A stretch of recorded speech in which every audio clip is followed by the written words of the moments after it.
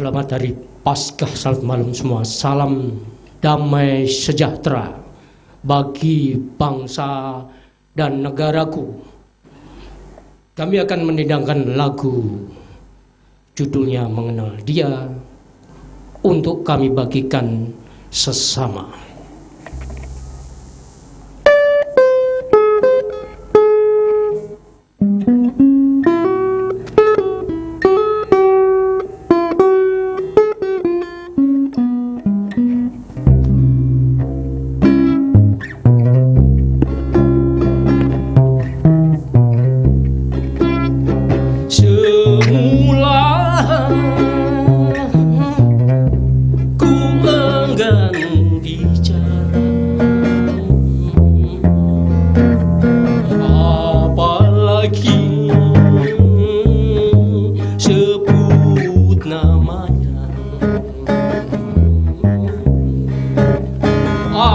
Ada pula yang benci padanya, namun dia tetap mengasihinya. Mengapa harus terjadi? Jawabannya telah dikenapi.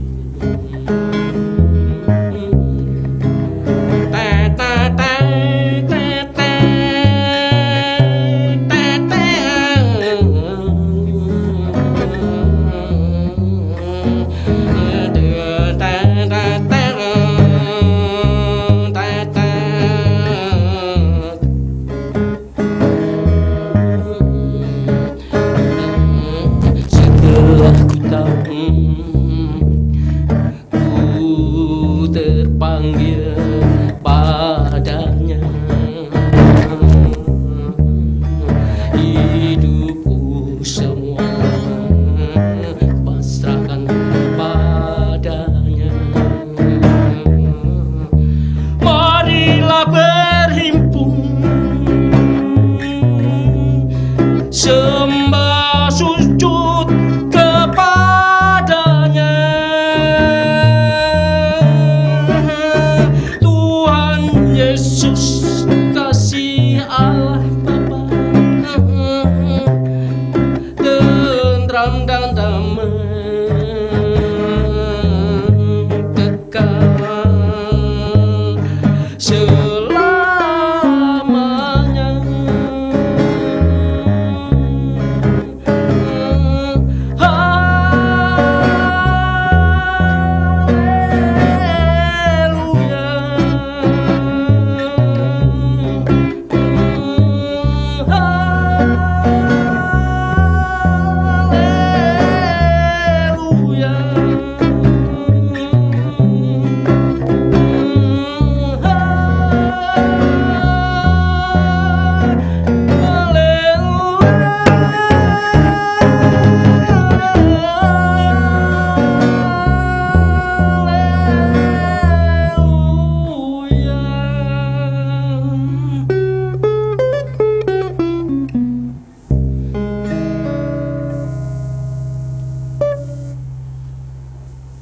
Iya, luar biasa sekali.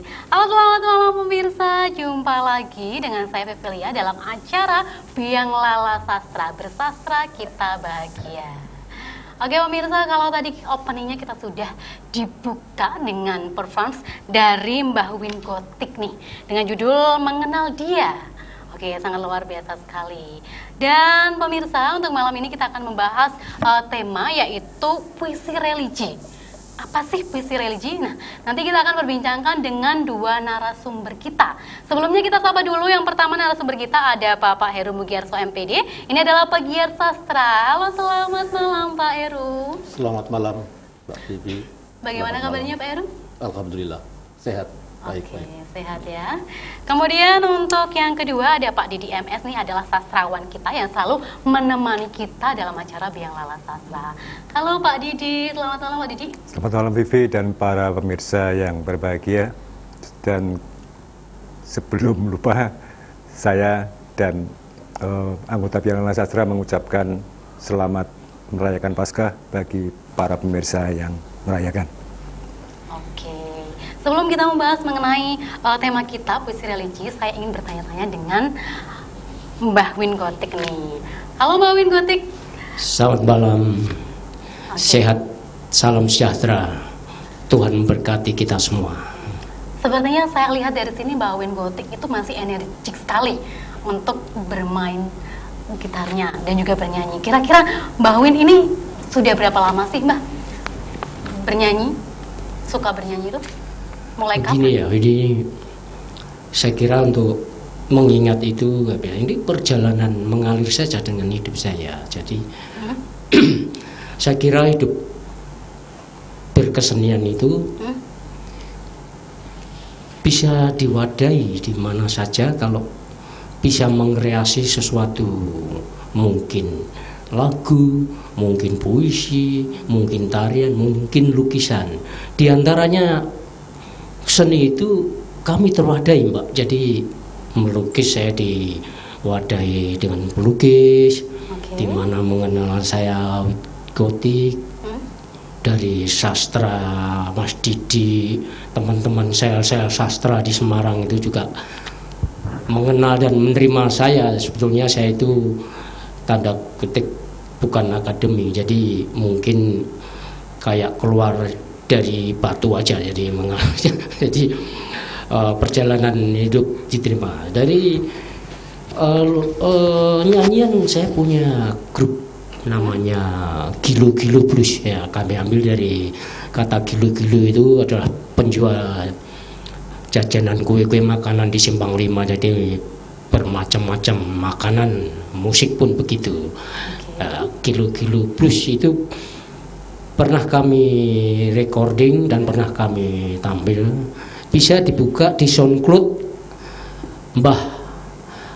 Umpamanya judul pernah sering diseputar di radio Kiss FM, pusing Mbah _Win, itu keluar track record 8 nyanyian dan lagu itu pernah kami mainkan di sini dengan grup saya, dengan Mas Didik juga, 1 jam talk show untuk kami ya.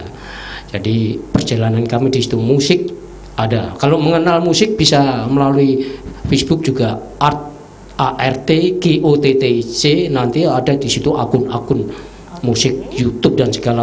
Ya kami di situlah Mbak perjalanan seni. Berarti sangat modern sekali ya, sudah menggunakan akun media sosial. Iya. Oke. Ya, aktivitas di situ syarat akan aktivitas.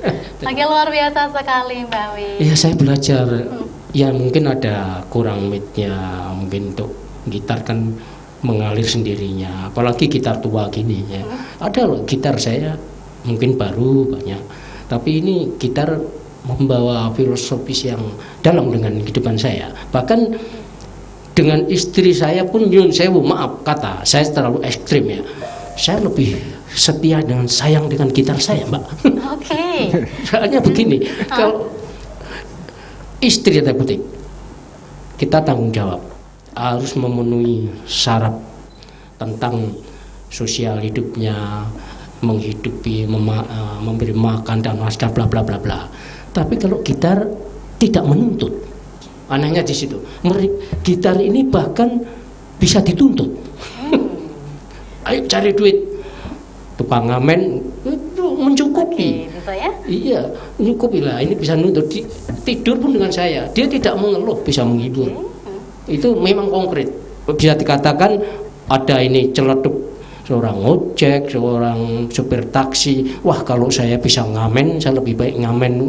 Itu sehari bisa 100.000 bahkan 200.000. Waduh, lo kalau memang kakinya nggak capek, ditempuh bisa banyak tanpa dibatasi. Kalau menawari orang, monggo nitih taksi, monggo, sudah nawari dengan lemah lembut, dengan nyaut tidak, gedek malah tidak disambut. Itu Lah itu kecewa dia. Ya itu talenta, berkah itu masing-masing. Tapi saya kira memang kalau berani mental, ya ibaratnya Semarangan ndablek itu ngamen tutuk watu, tutuk beling, tutuk kecil jadi duit memang. Nah.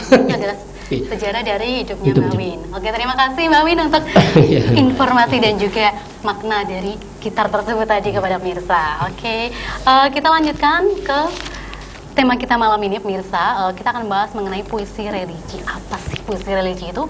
Oke, kita tanyakan langsung kepada narasumber kita. Mungkin kita tanyakan pertama kepada Pak Heru. Pak Heru, apa sih Pak puisi religi itu Pak? Bisa dijelaskan kepada pemirsa yang ada di rumah mungkin? Iya Mbak Bibi, puisi religi itu adalah puisi-puisi yang bertemakan ketuhanan, ataupun juga di sana mengungkapkan hubungan antara manusia dengan penciptanya, gitu ya. Nah, gampangnya begitu apa puisi religi itu. Nah, tetapi di dalam pengungkapan itu tentu mempunyai beberapa level, gitu ya, beberapa level. Level yang paling sederhana itu tentu ungkapannya juga sederhana, sebagaimana kita melihat pencipta kita menyembah pencipta kita dengan kata-kata atau diksi-diksi yang sederhana. Tetapi kalau kita lihat dalam berbagai puisi para penyair yang bertemakan religi itu, ada juga puisi-puisi yang ibaratnya levelnya, tarafnya itu sudah tinggi, gitu ya. Ya, untuk pemahamannya juga perlu wawasan yang luas, kemudian juga ilmu yang cukup itu untuk bisa memahami puisi-puisi itu. Oke, diperlukan ilmu yang khusus ya Pak ya, untuk memahami puisi religi tersebut, begitu? Oke, lalu untuk Pak Didi sendiri dari kacamata Pak Didi, apa sih Pak puisi religi menurut Bapak?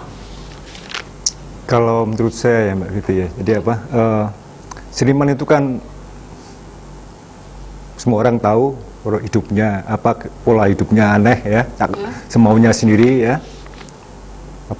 Mungkin masalah ibadah pun mereka juga tidak intens, tidak rutin ya. Jadi kalau menurut saya, dari kacamata saya, jadi puisi religi ini semacam ibadah sastra atau sastra ibadah bagi penulisnya ya. Jadi paling tidak kalau mereka lupa ibadah tapi masih ingat menulis puisi religi, itu masih lebih baik kalau menurut saya, seperti itu ya.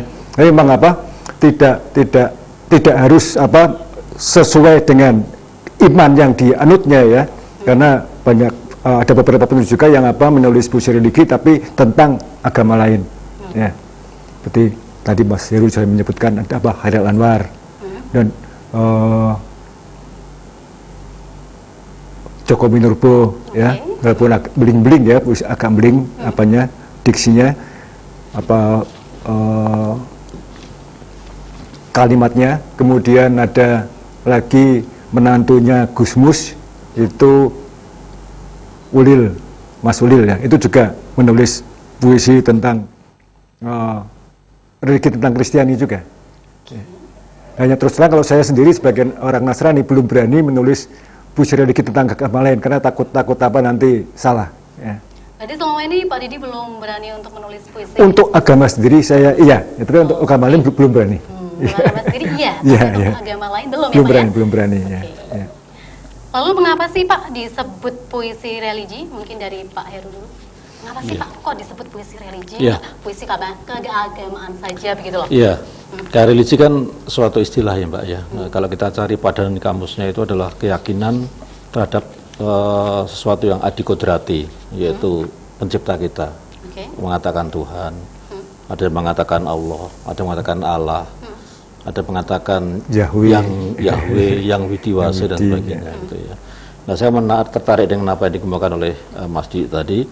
Memang beberapa penyair ya, semisal Hairil Anwar itu yang konon dia itu kalau mungkin KTP-nya Islam, tetapi apakah menjalankan sholat kita juga nggak tahu gitu ya waktu itu ya.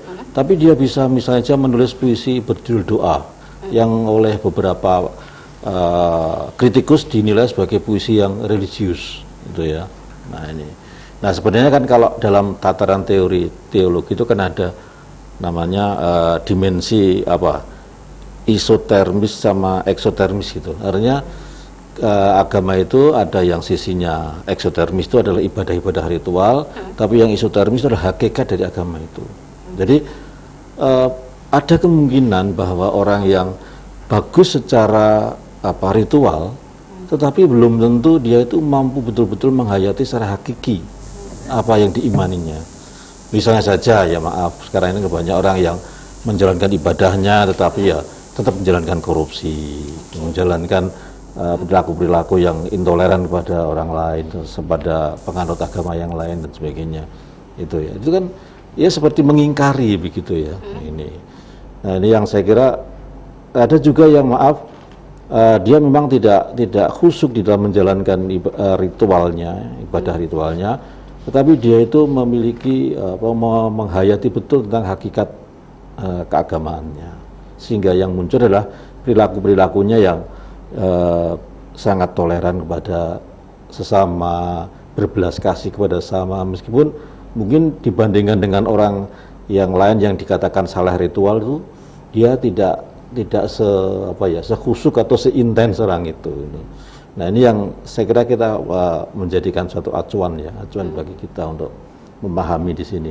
Nah tadi kembali ke pembicaraan puisi religi ya, dari religi itu kan kalau kita cari padanannya adalah semacam keyakinan terhadap kekuatan yang adikodrati, yaitu di atas kita itu ya. Nah itu makanya dikatakan puisi religi karena ya sebenarnya puisi agamis ya boleh gitu ya. Nah, tapi kan ada istilah yang memang lebih cocok karena ada yang mengatakan begini Mbak Dewi, religi itu mengatasi semua agama. Kalau agama itu kan berbentuk pada formalitas tertentu ya. Tapi religi itu bisa mengatasi dari agama lebih luas gitu agama, ya. Begitu ya, Pak ya? Gitu. Kalau tadi Pak Didi kan belum berani untuk menulis puisi dari agama lain. Kalau untuk Pak Heru sendiri, pernahkah menulis puisi religi, namun menceritakan dari agama lain, Pak? Oh iya, pernah. Kira-kira judulnya apa?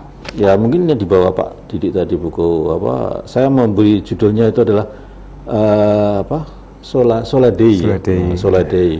Itu sebenarnya kan ungkapan saya yang berdimensi Kristiani gitu ya. Karena saya tahu bahwa saya menulis puisi dengan suatu kejujuran, tidak ingin merendahkan harkat agama lain, karena bagi saya bukan masalah kita menggunakan identitas. Kadang kan politik identitas menjadi penting ya, menjadi dipentingkan lah, bukan penting tapi dipentingkan. Nah ini kan menjadi sesuatu yang akhirnya mengkotak-kotakkan itu, Pak. Kalau bagi saya itu kita bisa melihat religiusitas itu dalam perspektif yang luas gitu. Ya, bahkan bisa mempelajari agama lain, ya, kemudian itu menjadi inspirasi bagi kita. Untuk menulis ya Pak ya? Iya, untuk menulis gitu. Itu ada dimuat di buku yang tadi dibawa itu. Oleh Pak Didi ya. Kita break sejenak, nanti kita akan lanjutkan perbincangan kita mengenai puisi religi. Baik pemirsa, jangan kemana-mana, tetap di Biang Lala Sastra. Bersastra kita bahagia.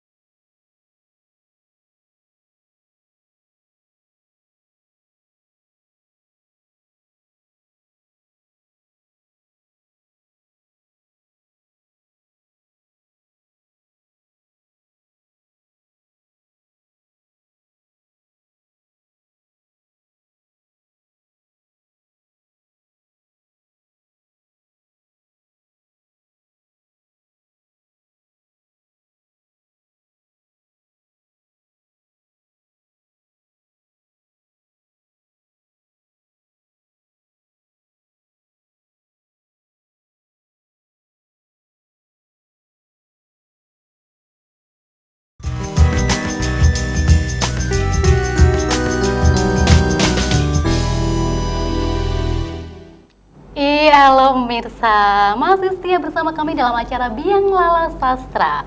Bersastra kita bahagia. Baik pemirsa, kita akan melanjutkan perbincangan kita mengenai puisi religi nih. Kita akan tanyakan lagi kepada narasumber kita. Kira-kira latar belakang dari puisi religi ini sih apa menurut Pak Didi? Ya mungkin kerinduan sang penulis puisi ya, untuk berkomunikasi dengan Tuhannya ya. Dia ingin mengemukakan perasaannya kepada Tuhannya ya. Walaupun seperti disebut Pak Heru tadi ya, dia nampak beribadah secara rutin, secara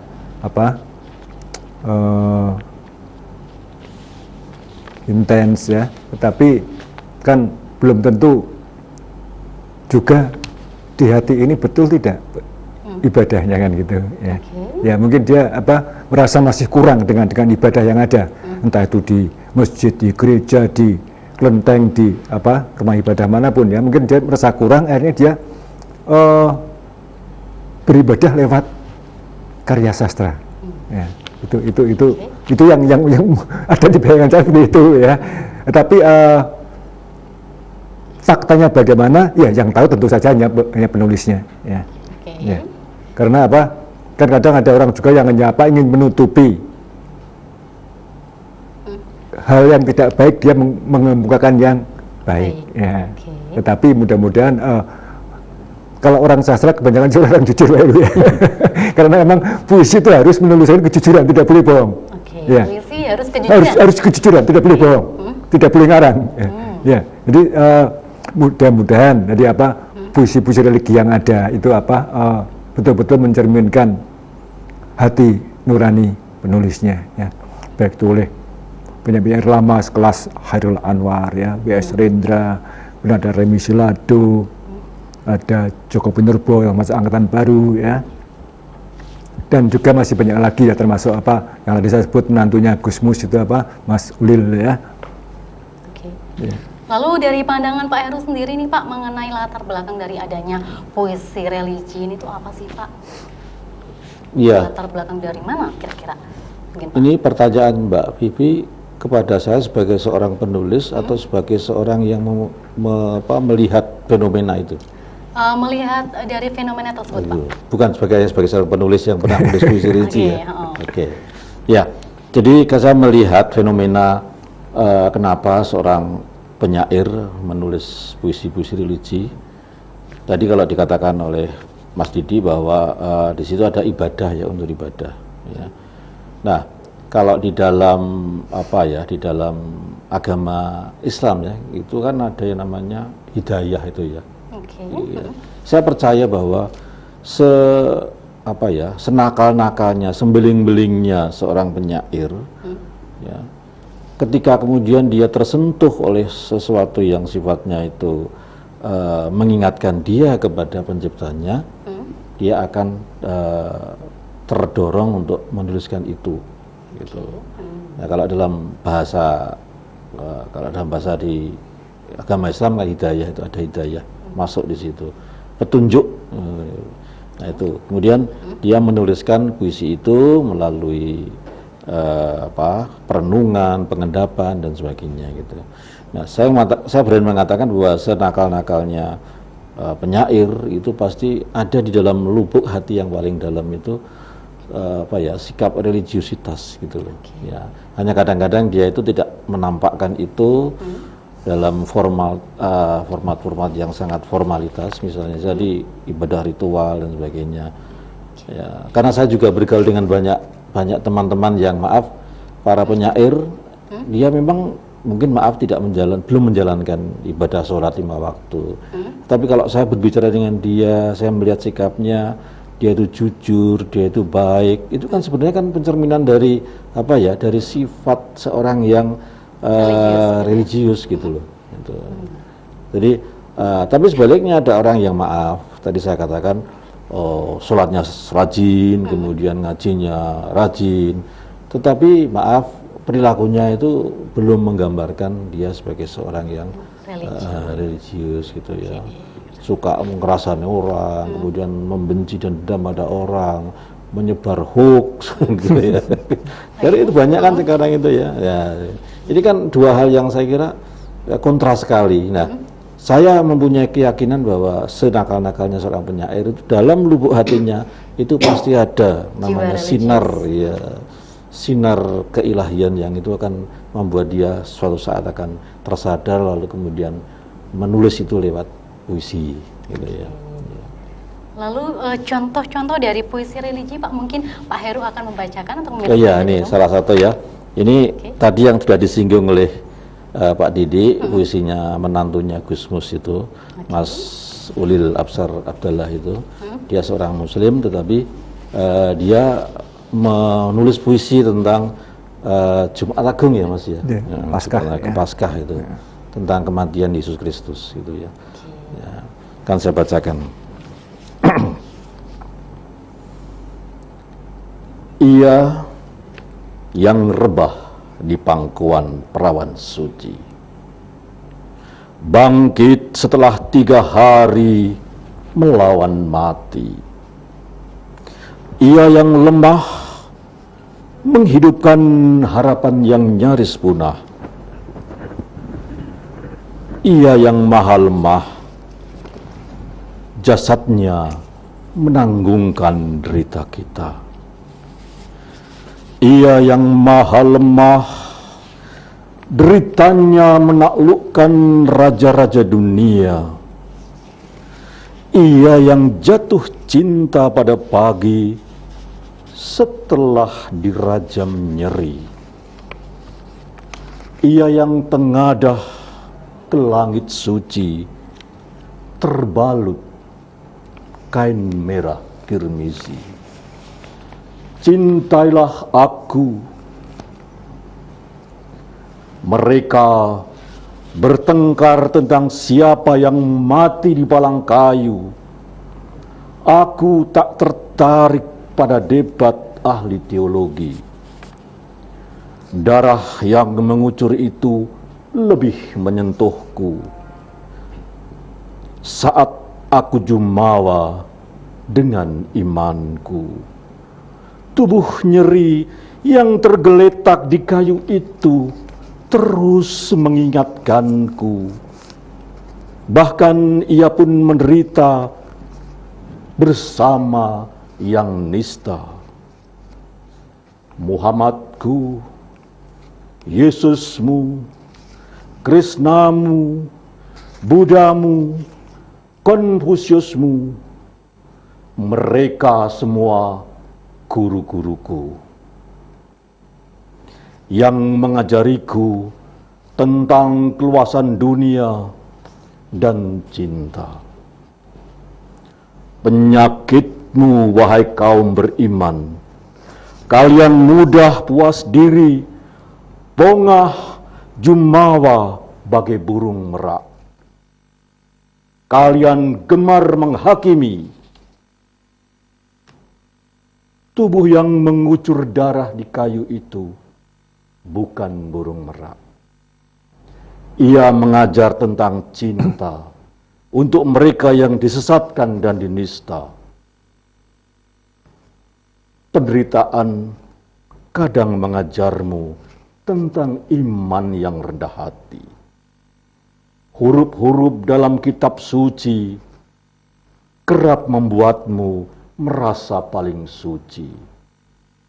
Ya, Yesusmu adalah juga Yesusku. Ia telah menebusku dari iman yang jumawa dan tinggi hati. Ia membuatku cinta pada yang dinista. Semoga semua hidup berbahagia dalam kasih Tuhan. Oke, luar biasa sekali. Judulnya tadi apa Pak? Jumat Agung. Jumat Agung. Jumat Ya Agung mungkin dari, Mas Didi lebih bisa menceritakan itu ya. Oke, dari Ulil Absar adalah menantunya Gusmus. Mungkin Pak Didi bisa menceritakan Pak, kira-kira puisi tadi itu menceritakan apa ya Pak Didi? Ya, kalau Jumat Agung itu kan apa, peristiwa wafatnya Yesus Kristus di kayu salib, ya. Tetapi kalau Paskah itu apa? Satu masa dari wafat sampai bangkitnya kembali. Jadi rangkaian Paskah itu dari mulai wafat, jadi Jumat Agung sampai Minggu itu rangkaian Paskah. Tapi kalau hanya Jumat Agung itu hanya peringatan wafatnya saja. Yang makanya disebut Jumat Agung. Kemudian karena mengapa Jumat Agung, karena itu dianggap sebagai karya puncak Yesus Kristus dalam misinya menyelamatkan manusia dari dosa. Ya. Dan kemudian minggunya disebut Minggu Paskah karena kebangkitannya itu menyiapkan mengalahkan maut, artinya jadi dia setan tidak bisa menguasai dia, neraka tidak bisa menguasai dia, ya dia bisa hidup lagi untuk menyiapkan umatnya di rumah Bapa di surga. Ya. Oke, kita break sejenak. Mungkin kita akan mendengarkan alunan lagu lagi nih dari Mbah Win Gotik. Mbah Win Gotik nih lagu kedua katanya mau menyanyikan lagu Salam God Bless You. Benarkah Mbah Win? Lagu yang kedua ini Salam God Bless You sebenarnya. Salam God Ini Bless lagu You. ini ya semuanya dari religi ini. Kalau religi ini saya amati, saya sendiri kadang-kadang jadi kikuk, artinya salah tingkah gini Mbak. Serba salah. Lagi perenungan, terus kita tidak bisa mengontrol diri bahwa kita hidup itu urip kudu urup. Ajar, ajir, ajur, asah, asih, asuh. Nah, lupa kan itu. Jadi sebagai Mbah Win ini pelengkap saja, ya kami akan menindangkan supaya plural dalam hidup itu berkesamaan, tentram damai, menghayati hidup akhir sampai di mana tujuan rencana dan rancangan ilahi itu. Itu kami judulkan God Bless You. Oke, inilah Mbah Win Gotik.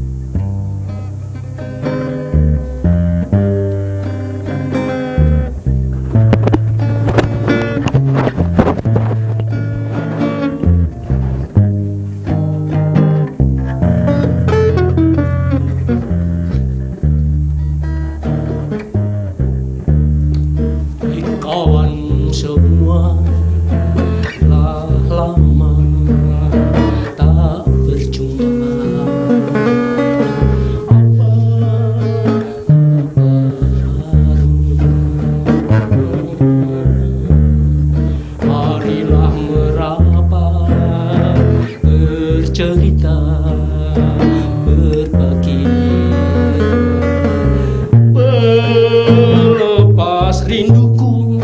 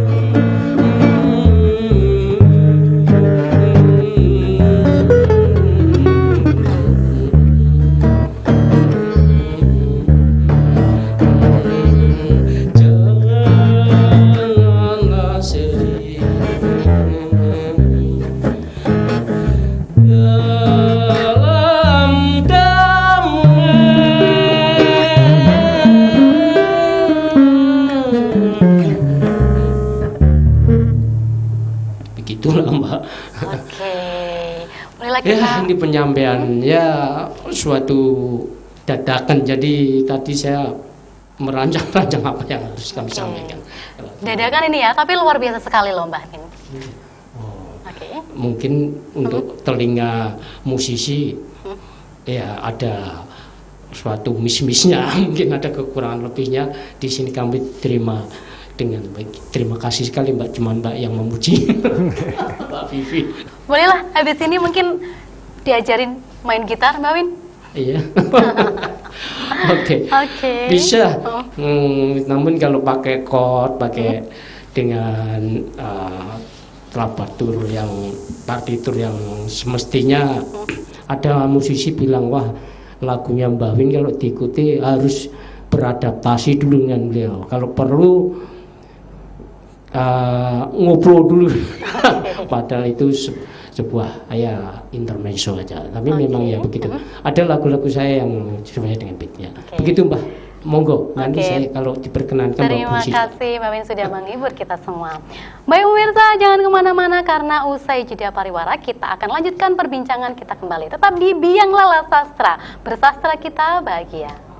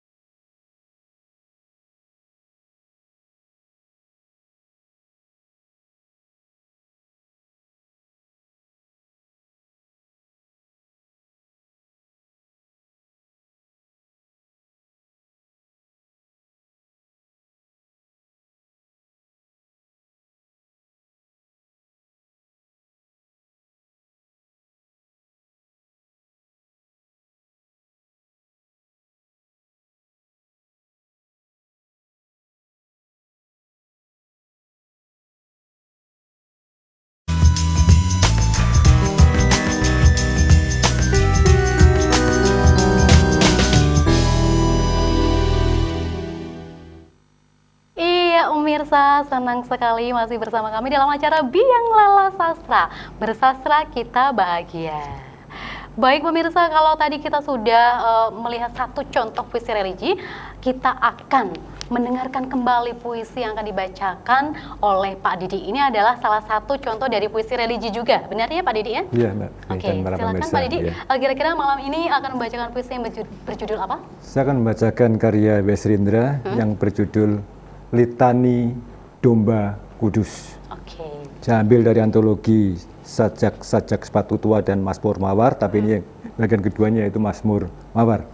Dari buku yang cetakan ke-4 kalau tidak salah, saya beli masih harga Rp1.500. Oh wow. Ya, Litani Domba Kudus. Yesus kecil, domba yang kudus, lapangkanlah dadamu ya domba kudus, yang terbantai di tengah siang.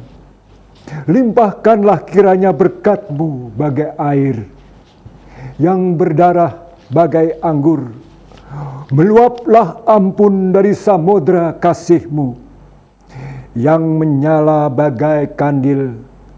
Kami semua adalah milik-Mu. Duhai daging korban yang sempurna, ia tempat lari segala jiwa yang papa. Ia bunga putih, keputihan dan bunga-bunga. Ia burung dara dari gading. Ia utusan Bapa, dan dari dirinya ia tebing yang dipukuli arus air. Lapangkanlah dadamu, ya domba kudus, yang dirobek oleh dendam, yang dipaku di kayu topangan dosa, yang menggenggam duri-duri di dagingnya, yang ditelanjangi dan membuka hatinya, yang mengampuni si penikam durjana, yang tersungkur 3 kali dan bangkit lagi, yang berpeluhkan bintik-bintik darah. Limpahkanlah kiranya berkat-Mu bagai air. Raja tanpa emas, tanpa permata, raja yang dimahkotai duri, raja yang menyusuri jalanan para miskin, raja yang dibaptiskan pertapa dena, raja yang membangunkan Lazarus dari kubur, raja yang diminyaki pelacur, dipalingi muka, raja yang ditampar pada pipinya. Meluaplah ampun dari samudra kasih-Mu. Anak buah tubuh perawan, benar perawan, anak yang dihadap 3 raja dari timur, anak yang mengucap kalimat ilahi, anak yang putih bagai mawar putih, anak yang menutup mata di riba bundanya, anak emas dari kawanan kijang emas, anak penuh bunga di mata bundanya. Kami semua adalah milik-Mu. Domba kurban segala umat manusia, domba yang berlutut di taman zaitun, domba yang dibantai dan bangkit dari kematian, domba yang duduk di kanan Bapa, domba anak dari segala terang, domba yang manis, domba kami semua. Lapangkanlah dadamu, ya domba kudus, limpahkanlah berkat-Mu bagai air, meluaplah ampun dari samudra kasih-Mu. Kami semua adalah milik-Mu. Pengkhianat, penjinah, perampok, pembunuh, pendusta, dan pemberontak, lapangkanlah dadamu, ya domba kudus. V.S. Rendra.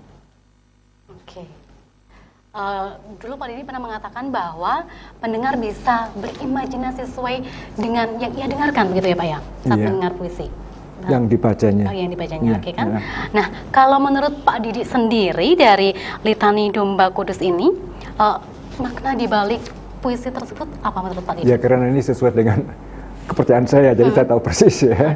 Jadi memang di sini digambarkan memang di dalam gereja kan memang Yesus itu digambarkan sebagai domba yang dikorbankan oleh Bapaknya dan untuk menebus dosa umat manusia.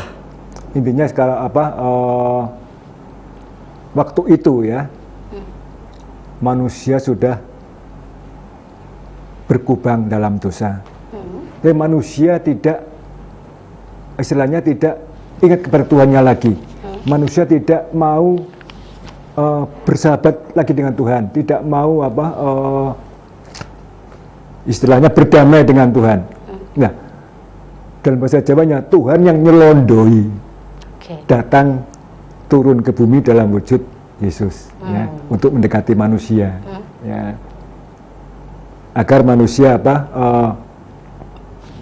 percaya bahwa Tuhan itu yang selama ini mereka tidak bisa lihat, ini sekarang ada di hadapan mereka. Tapi toh sama sekarang pun di tempat kelahirannya dia tidak diakui sebagai nabi di tanah Yahudi. Oke, terima kasih. Kalau kita ke Pak Heru nih sekarang. Pak Heru, yang saya tanyakan, puisi religi ini kan puisi yang berkaitan dengan agama. Benar Pak? Nah, pernahkah selama ini mungkin ada masalah antara pro dan juga kontra? Karena di Indonesia ini kan terdiri dari berbagai macam agama, umat beragama. Menurut pandangan dari Pak Heru sendiri bagaimana Pak? Oke, sebelum saya menjawab itu, puisi religi itu ada yang menggunakan simbol-simbol agama seperti yang dibaca oleh Mas Didi tadi. tapi ada juga puisi religi yang tidak atau lebih apa ya, lebih netral dari simbol-simbol agama. Seperti yang ada di dalam buku ini, karya Abdul Latif WM ini, yang berjudul Tuhan Kita Begitu Dekat. Dia tidak menggunakan simbol-simbol agama apapun, tapi intinya memang ada di sana ajaran agama, tapi dia nggak menyebut-nyebut simbol-simbol agama. Ya itu. Puisinya cukup sederhana, misalnya Tuhan kita begitu dekat, sebagai api dengan panas, aku panas dalam apimu. Tuhan kita begitu dekat, seperti kain dengan kapas, aku kapas dalam kainmu. Tuhan kita begitu dekat, seperti angin dan arahnya, kita begitu dekat dalam gelap, kini aku nyala pada lampu padamu. Enggak ada kan kata-kata yang terkait dengan agama-agama tertentu. Misalnya menyebut apa nabi, rasul atau apa gitu ya. Tapi ini juga termasuk puisi yang religi, yang religius menurut saya. Dan tidak menyebutkan agama tertentu begitu ya? Jadi berlaku umum gitu. Berlaku umum gitu. Nah, menjawab pertanyaan tadi tentang pro dan kontra, sebenarnya tidak perlu kita pro dan kontra. Bahwa kemudian ada beberapa penyair yang melakukan lintas agama, menembus batas agama lain, sejauh bahwa itu dilakukan dengan niat yang jujur ya. Itu bagi saya sendiri tidak masalah. Karena begini memang Mbak, kalau menurut konsepnya kan memang beragama itu kan ada kelas-kelasnya ya, levelnya ya. Kelas TK, SD, SMP, SMA, bahkan perguruan tinggi. Gitu. Nah, bagi orang yang wawasannya luas, ya dia bisa dikatakan pada level yang tertinggi itu ya, ya, sehingga dia akan lebih mudah untuk menerima kehadiran, sekalipun itu tulis oleh bukan penyair yang seiman dengan dia, tapi kalau itu bisa menggugah rasa religius saja tidak ada masalah.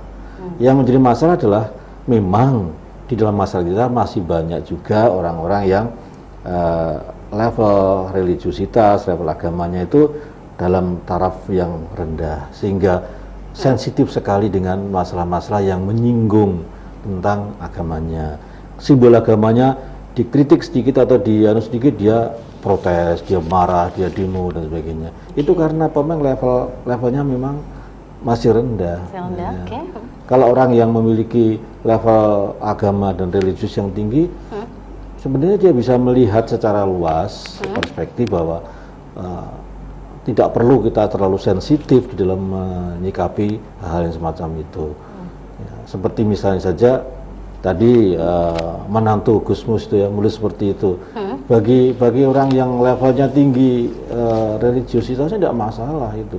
Tapi mungkin maaf bagi yang tidak paham dan maaf yang kemudian menjadi fanatik dan dogmatis sekali, dia menganggap itu kalau begitu Mas Ulil itu dia sudah tidak atau tidak setia dengan akidahnya dan sebagainya. Ini kan menjadi masalah yang sensitif sekali seperti itu. Nah, tentang pro kontranya di situ barangkali ya.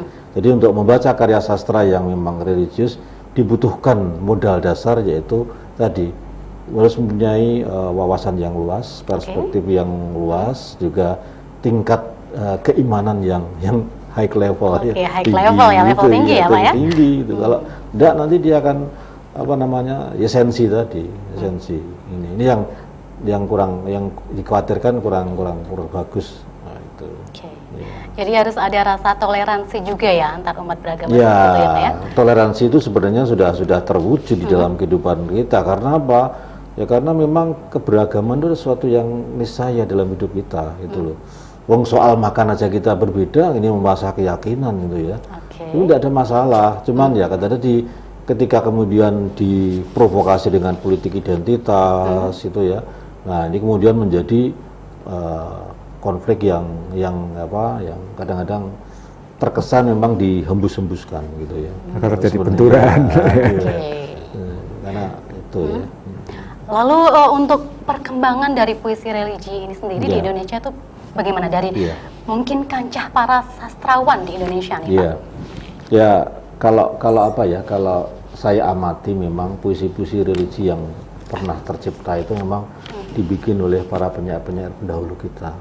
Ya. Ketika zaman itu memang zaman dimana kita toleransinya masih tinggi, kemudian menerima kehadiran orang yang berbeda iman itu tidak ada masalah gitu ya. Tapi ketika kemudian sekarang ini justru ketika keran demokrasi dibuka, muncul fenomena politik identitas tadi, ini yang kemudian mudah sekali dibenturkan, sehingga mungkin ada beberapa penyair muda yang tertarik menulis seperti itu. Misalnya siapa? Mario Lawi itu ya, seorang penyair Katolik dari Flores itu. Dia banyak menulis puisi-puisi yang religius ya. Tapi tadi dikatakan oleh Mas Didi bahwa ada ketakutan ketika kemudian melakukan lintas lintas batas itu gitu ya.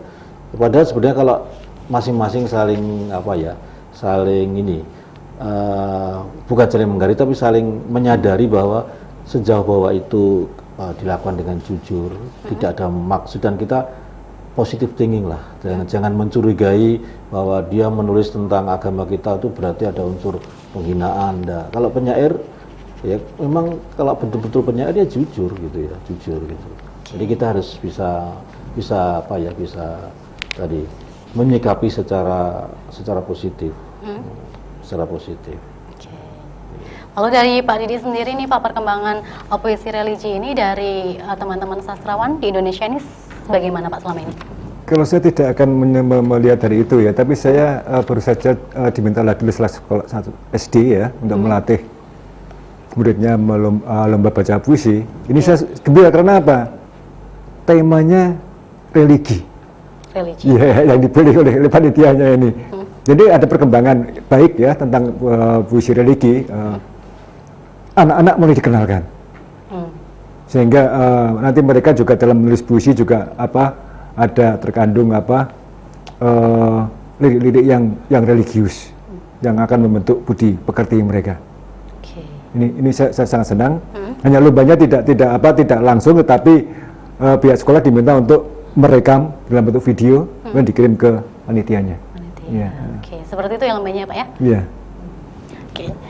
Untuk harapan kedepannya nih Pak tentang keberadaan puisi religi, Pak, harapan dari Pak Heru sendiri apa Pak? Ya, saya sih berharap bahwa para penyair kita dengan kemampuan dan penghayatannya tanpa harus takut bahwa nanti akan ada benturan-benturan itu, kita harus melahirkan atau menulis banyak puisi-puisi religi. Ya, apalagi dalam falsafah hidup kita Pancasila kan nomor satu kan ketuhanan yang maha esa, ketuhanan saja. Nomor satu itu ketuhanan. Kenapa tidak kita jadikan sumber tema untuk menulis itu, supaya menyadarkan mereka-mereka yang maaf mungkin kurang begitu menghayati agama dan amalan agamanya, ya mengingatkanlah itu kan kewajiban kita. Dalam Islam kan amar ma'ruf gitu ya, mengajak kebaikan gitu. Saya kira harapan saya semakin banyak produktif dari para penyair-penyair untuk menulis puisi-puisi religius, baik puisi-puisi yang tadi ya memakai lambang-lambang agama tertentu, ataupun juga yang sifatnya umum dan luas ya, itu. Yang penting bahwa ini sesuatu yang mengingatkan kita betapa bahwa kita tidak bisa lepas dari falsafah hidup kita yang nomor satunya adalah ketuhanan yang maha esa. Mungkinkah puisi religi ini wajib kita ajarkan kepada anak seusia dini mungkin Pak, mengajarkan bagaimana sih bersifat religius itu mungkin kepada anak-anak? Nah, buktinya tadi Pak Didi di sekolah pun juga mereka, apalagi sekarang dengan pendidikan karakter itu ya. Ternyata dibutuhkan kan. Jadi itu satu bukti bahwa sudah jadikan materi lomba malah itu satu bukti bahwa kita membutuhkan itu. Cuma bagaimana kemudian dikemas dalam berbagai mungkin pelatihan atau lomba atau apa. Jadi harus terus dilakukan. Jangan berhenti satu saat kemudian lama nggak muncul. Kemudian ketika gelurakan pendidikan karakter dimunculkan lagi, nanti hilang lagi gitu ya. Jadi ada semacam kesinambungan di dalam namanya pendidikan karakter itu selalu dibiasakan. Lalu dari Pak Didi sendiri nih Pak, harapan kedepannya mengenai keberadaan puisi religi ini Pak, kira-kira harapannya Pak Didi itu apa? Ya, mudah-mudahan panitia lomba baca puisi, penuturan puisi baik itu tingkat SD sampai SMA ini memperbanyak lomba-lomba baik penulisan maupun baca yang bertema religi. Ya. Ada lain Pak mungkin harapannya? Ya, itu aja maksud saya. Oke, tidak terasa sekali waktu kita sudah habis sampai di sini. Mungkin kita akan lanjutkan kembali dengan perbincangan, mungkin dengan tema yang lain begitu ya Pak ya. Oke, baik pemirsa, waktu kita sudah habis sampai di sini. Tetap saksikan Biang Lala Sastra setiap hari Minggu jam 7:30 hanya di Semarang TV. Saya Vivilia mewakili kerabat yang bekerja pamit undur diri. Selamat malam dan selamat melanjutkan malam akhir pekan Anda. Oke, terima kasih Pak atas kesempatannya.